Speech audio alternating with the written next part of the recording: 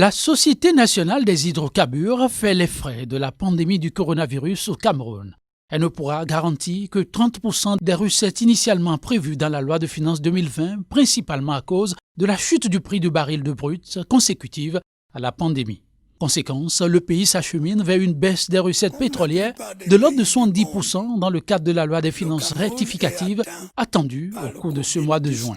Ainsi, sur les 443 milliards de francs CFA de recettes pétrolières budgétisées dans la loi de finances 2020 et votées par le Parlement en novembre 2019, le Cameroun pourrait finalement enregistrer seulement 120 milliards de francs CFA de recettes sur ce poste. Néanmoins, pour certains analystes, les prévisions de la Société nationale des hydrocarbures paraissent trop pessimistes, car les prix du pétrole ont repris une courbe ascendante et approchent progressivement les $40 le baril. Quoi qu'il en soit, le pays s'attend à une baisse globale de ses recettes publiques, ce qui devait induire inéluctablement des coupes claires dans les budgets initiaux des différentes administrations, avec un impact sur l'investissement public au cours de l'année 2020 courante. L'Éthiopie multiplie les mesures pour aider son économie à faire face aux impacts de la crise du nouveau coronavirus. Le pays a opté pour un budget additionnel de 1,4 milliard de dollars pour l'exercice fiscal 2019-2020 visant essentiellement à financer les dépenses de santé supplémentaires dues au virus. En effet, en Éthiopie, comme dans de nombreux pays africains, la crise du nouveau coronavirus représente une triple menace, d'abord sanitaire, sociale, puis économique. Depuis le début de la pandémie, plus de 1150 personnes ont été touchées dans le pays avec 11 morts et 209 guérisons. Une situation qui a exacerbé les crises sociales, faisant monter à 30 millions de personnes le nombre d'Éthiopiens ayant besoin d'une aide alimentaire en 2020. Par ailleurs, les mesures restrictives ont freiné l'activité économique. La croissance économique pour cette année est désormais attendue entre 5% et 6% contre une projection initiale d'environ 9%. Pays de l'Afrique de l'Est, l'Éthiopie s'est érigée ces dernières années en championne africaine de la croissance économique avec des taux prévus pour se situer autour de 8% au cours des prochaines années. Fortement touché par le coronavirus, le pays a annoncé au début du mois de mai des mesures historiques d'annulation d'impôts en vue d'assurer une reprise rapide de l'économie. Un peu plus tôt en mars, le Premier ministre a annoncé le report des élections générales d'août pour une date ultérieure. En attendant une sortie de crise, les nouvelles dépenses seront réalisées par des emprunts que le pays compte lever sur le marché local et international. Les véhicules vieux de plus de 10 ans ne sont plus les bienvenus au Ghana. Le pays compte interdire leur importation afin de booster la production locale. Les concessionnaires automobiles ghanéens seront également interdits, à partir du mois d'octobre 2020, d'importer des véhicules accidentés généralement prisés par les consommateurs car disponibles à des prix beaucoup moins élevés que les véhicules neufs. Dans cette optique, le président Nana Akufo-Addo a promulgué une loi qui permettra de renforcer la stratégie du gouvernement visant à attirer de nouveaux investissements dans le secteur industriel ghanéen. La dite loi vise aussi à réduire la part des véhicules d'occasion qui représentent environ 70% des importations automobiles du Ghana. Prévue pour entrer en vigueur dans 6 mois, cette nouvelle loi devrait appuyer le programme spécial de production locale de véhicules lancé par les autorités ghanéennes en vue d'encourager le développement d'une industrie automobile dans le pays.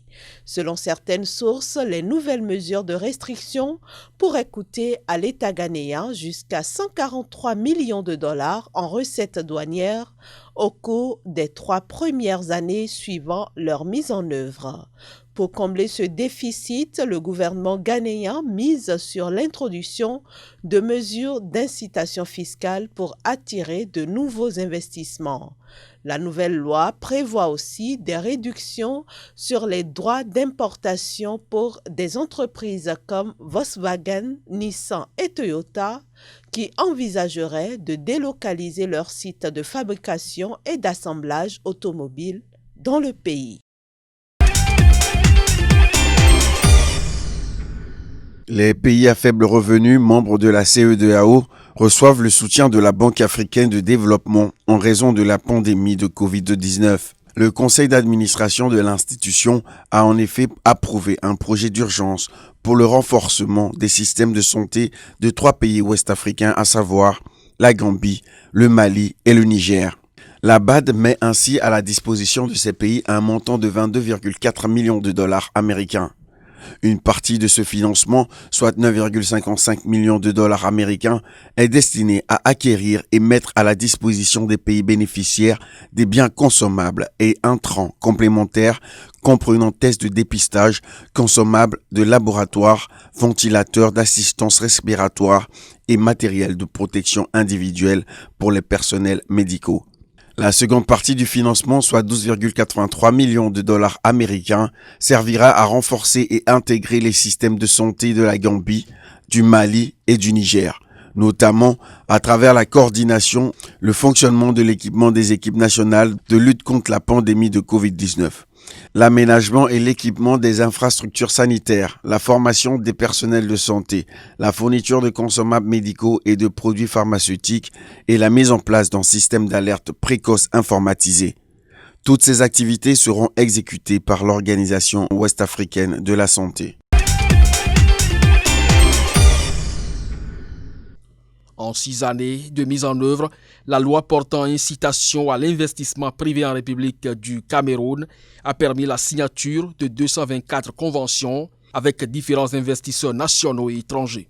Au mois de mai 2020 courant, toutes les conventions signées représentent des intentions d'investissement cumulées d'un montant de 4 000 milliards de francs CFA avec environ 74 000 emplois projetés. Si ce bilan indique une ruée des investisseurs vers les avantages fiscaux et douaniers allant de 5 à 10 ans qu'offre cette loi, de nombreuses interrogations subsistent sur l'efficacité des investissements annoncés.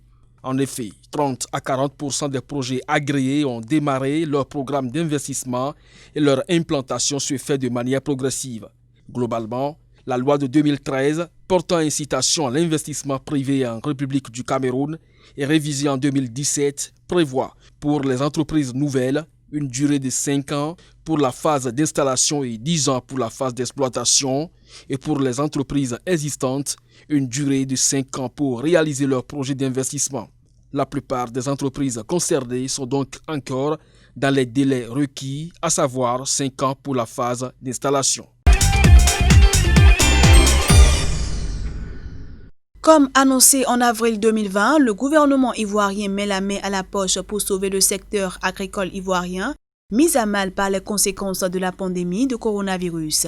Avec une enveloppe de 150,9 milliards de francs CFA, l'État ivoirien vole au secours de plusieurs filières agricoles qui pourront désormais mieux faire face aux conséquences économiques de la pandémie.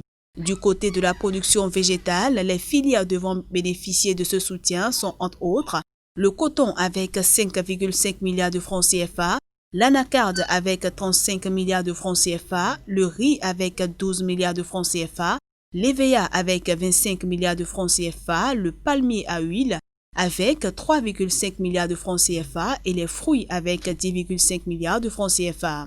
Pour sa part, la production animale sera soutenue avec 6,67 milliards de francs CFA, répartis notamment entre la filière porc, la pêche artisanale, l'aquaculture et la filière avicole. Notons que l'accompagnement financier annoncé par le gouvernement ivoirien en faveur de l'agriculture s'élève à 250 milliards de francs CFA. Le secteur agricole est le pilier de l'économie ivoirienne. Il fournit 21,5% du produit intérieur brut, selon les estimations de la Banque mondiale. « 640 millions de dollars, c'est le montant total de l'accord de subvention que les États-Unis ont signé avec le Libéria dans le cadre d'un programme de développement. Destiné à promouvoir le développement à travers une croissance économique portée par le secteur privé, ce programme mettra l'accent sur une série de réformes et la formation d'une main-d'œuvre saine, productive et éduquée. Il est conçu sous la forme d'un programme quinquennal de développement s'étalant de 2019 à 2024 et s'articule sur 3 accords bilatéraux d'aide au développement. Le premier est relatif à la promotion d'une croissance économique inclusive, axée sur le marché et favorisant la création d'emplois. Le deuxième concerne la mise en œuvre d'une gouvernance efficace et inclusive, catalysée par des réformes et une plus grande responsabilité. Le troisième vise quant à lui à établir les fondements d'une croissance renforcée par une population en bonne santé, productive et éduquée. Pays de l'Afrique de l'Ouest en proie à des difficultés économiques avec une croissance négative de moins 2,5% du produit intérieur brut et une inflation à 27% en 2019, le Libéria a vu ses perspectives de croissance se détériorer sous l'effet de la pandémie de Covid-19. La récession devrait se poursuivre en 2020 selon les projections du Fonds monétaire international, avec une dette publique en hausse à 62,8% du produit intérieur brut. Toutefois, le Fonds monétaire international prévoit un retour de la croissance à 4% du produit intérieur brut en 2021. L'économie nigériane a démarré l'année 2020 dans le rouge. Elle n'a cru que de 1,8% au cours du premier trimestre, ce qui correspond au taux de croissance trimestriel le plus faible enregistré par la première puissance économique africaine depuis un an et demi. Elle intervient après un quatrième trimestre de l'année 2019 qui a notamment permis au pays de croître de 2,55%.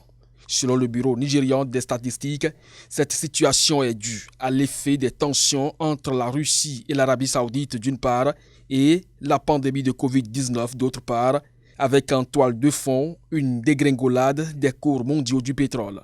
En effet, au cours des 3 premiers mois de l'année 2020, la croissance du secteur pétrolier nigérian s'est contractée de 1,3% par rapport au trimestre précédent pour atteindre 5,06%.